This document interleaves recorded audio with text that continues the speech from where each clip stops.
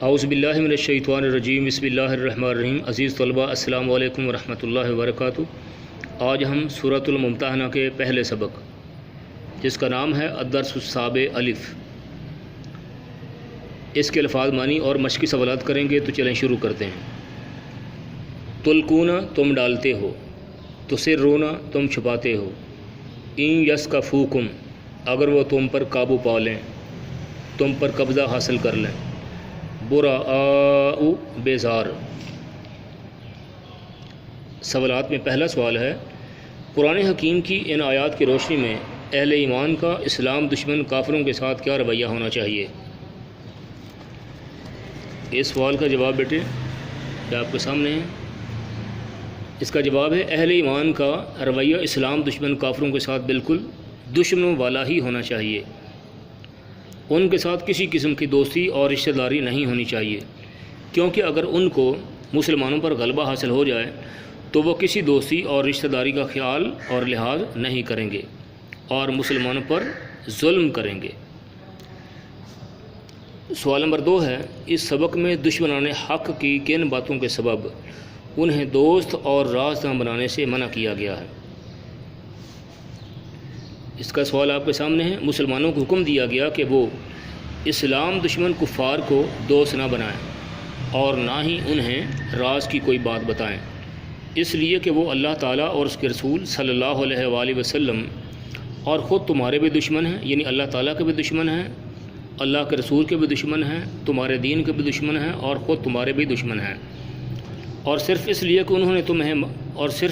انہوں نے تمہیں مکہ چھوڑنے پر مجبور کر دیا کیونکہ تم اللہ تعالیٰ پر ایمان لے آئے تھے، لہذا وہ کبھی تمہارے دوست نہیں ہو سکتے، اور اس کنڈیشن میں وہ کسی قسم کی رشتہ داری کا بھی کوئی خیال نہیں کریں گے، لہذا نہ ان سے دوستی کرنی ہے، نہ ان سے کسی قسم کی کوئی رشتہ داری کرنی ہے، اور ان کے ساتھ مسلمانوں کا سلوک بالکل ویسا ہی ہونا چاہیے جیسا کہ کسی دشمن کا دشمن سے ہوتا ہے۔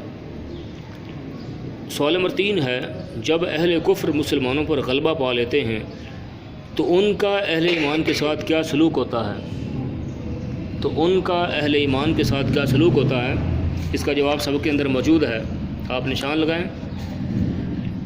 اگر یہ کافر تم پر قدرت پا لیں، یعنی قبضہ جما لیں، تم پہ غلبہ حاصل کر لیں تو تمہارے دشمن ہو جائیں اور ایذا کے لیے، تکلیف پہنچانے کے لیے تم پر ہاتھ بھی چلائیں اور زبانیں بھی، اور کافر تو یہی چاہتے ہیں کہ تم کسی طرح کافر ہو جاؤ۔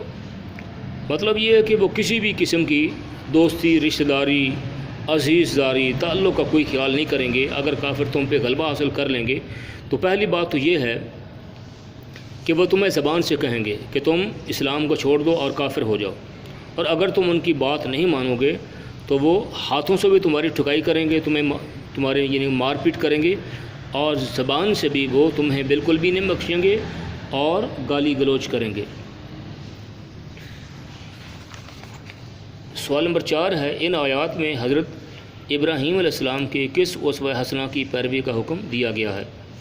ان آیات میں حضرت ابراہیم علیہ السلام کے کس اسوہ حسنہ کی پیروی کا حکم دیا گیا ہے؟ اس کا جواب سبق کے اندر موجود ہے، آپ نشان لگائیے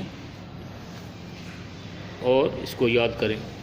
یہ اس کا ترجمہ ہے، تمہیں ابراہیم علیہ السلام اور ان کے رفقا کی نیک چال چلنی ضرور ہے۔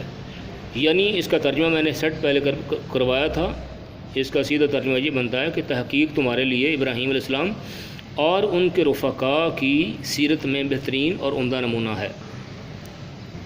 جب انہوں نے اپنی قوم کے لوگوں سے کہا کہ ہم تم سے اور ان بتوں سے جن کو تم خدا کے سوا پوجتے ہو بے تعلق ہیں، یعنی ہمارا تم سے بھی کوئی تعلق نہیں اور تمہارے بتوں سے بھی ہمارا کسی قسم کا کوئی تعلق نہیں ہے، اور تمہارے معبودوں کے ہم کبھی قائل نہیں ہو سکتے، ہم تمہیں اور تمہارے معبودوں کا کبھی مان نہیں سکتے، اور جب تک تم خدائے واحد پر ایمان نہ لاؤ ہم میں اور تم میں ہمیشہ کھلم کھلی عداوت اور دشمنی رہے گی۔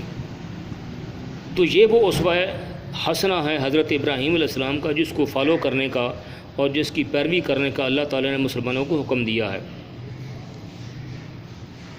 عزیز طلبہ، اس کی پس منظر میں یہ بات میں نے بیان کی تھی حضرت حاتب بن ابی بلتع کے حوالے سے، تو ان کی مثال دے کر اور ان کا ذکر کر کے یہاں پہ تمام مسلمانوں کو سمجھایا جا رہا ہے کہ تمہارا کفار کے ساتھ کسی قسم کا کوئی تعلق، کوئی رشتہ داری نہیں ہونی چاہیے۔ ہاں جو کفار دشمن اسلام ہیں ان کے ساتھ تو دشمن والا ہی رویہ ہونا چاہیے، اور جو امن پسند ہیں ان کے ساتھ رواداری اور اچھے سلوک کے ساتھ رہا جا سکتا ہے۔ البتہ کسی قسم کی رشتہ داری جو ہے ان کے ساتھ قائم کرنا وہ جائز نہیں ہے۔ عزیز طلبہ، میں امید کرتا ہوں کہ آپ کو سمجھ آ چکی ہوگی۔ ان سوالات اور ان کے جوابات کو اور الفاظ معنی کو اچھے طریقے سے یاد کریں۔ یہ آپ کی ڈائری ہے۔ وما علیہ الا البلاغ المبین۔